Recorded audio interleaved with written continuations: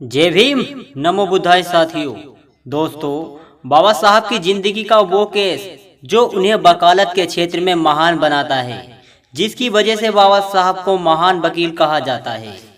यह एक सच्ची कहानी है दोस्तों, उस महान दलित चमार की, जिन्हें आज पूरा दलित समाज अपने भगवान मानकर पूजा करता है।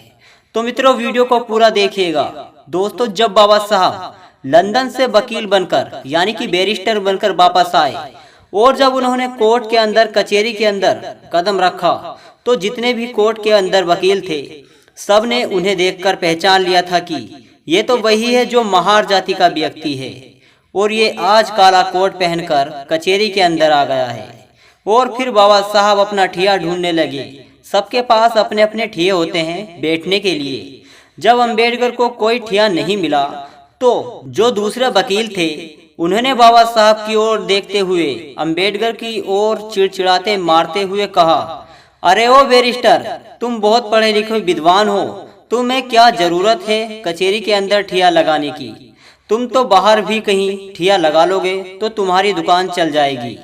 लेकिन बाबा साहब ने उनकी बातों का बुरा नहीं माना, उनकी बातों को गलत नहीं समझा और बाबा साहब मुस्कुराते हुए बोले, तुमने ठीक कहा। और फिर बाबा साहब कचहरी के बाहर एक जगह जाकर अपना ठिया जमा लिया। साफ सफाई कर कर वहाँ बाबा साहब बैठ गए और फिर बाबा साहब के पास छोटे मोटे केस आने लगे। रोजी रोटी चलती रही, हल्का फुल्का बिजनेस बढ़ा, कारोबार बढ़ा। और उसी दौरान एक सेठ और सेठानी का एक इकलौता बेटा था और उसको फांसी की सजा बोली गई थी।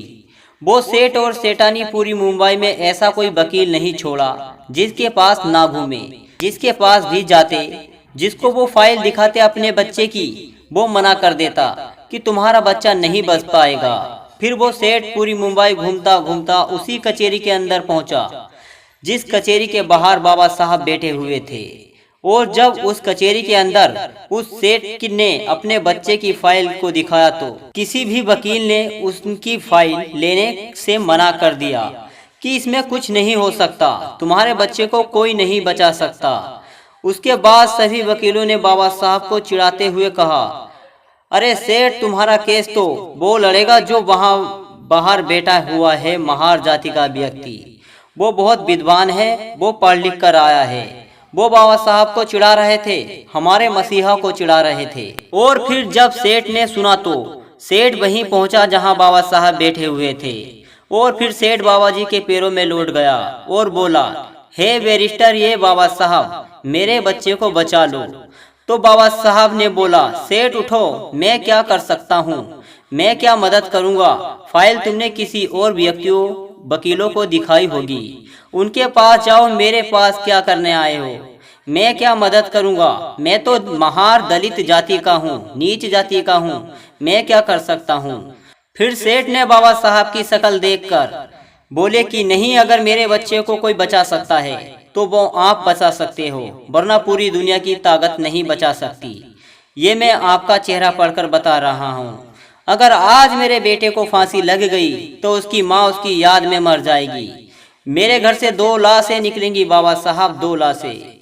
यह बात सुनकर बाबा साहब को उनके बचपन की एक बात याद आ गई, जिसे उनकी माता भीमाबाई ने कहा था, हे भीमा, अगर कभी जरूरत पड़े कि किसी निर्दोष की जान बचाने के लिए, किसी के पूत की जान बचाने के लिए, अगर किसी अच्छे काम के लिए झूठ बोलना पड़े तो संकोच मत करना भीमा। फिर बाबा साहब ने कहा कि सेठ, तुमने ये फाइल किसी और को दिखाई? फिर सेठ बोला, ये फाइल मैंने सभी जगह दिखाई। इस फाइल पर मैंने इतना पैसा खर्च किया जो कोई दूसरा व्यक्ति नहीं कर सकता। आप बाबा साहब, मेरे बच्चे को बचा लो। और जब बाबा साहब ने उस सेठ की पीड़ा सुनी, उसका दुख देखा और बोले कि जाओ सेठ, मैं लड़ूंगा तुम्हारे बच्चे का केस।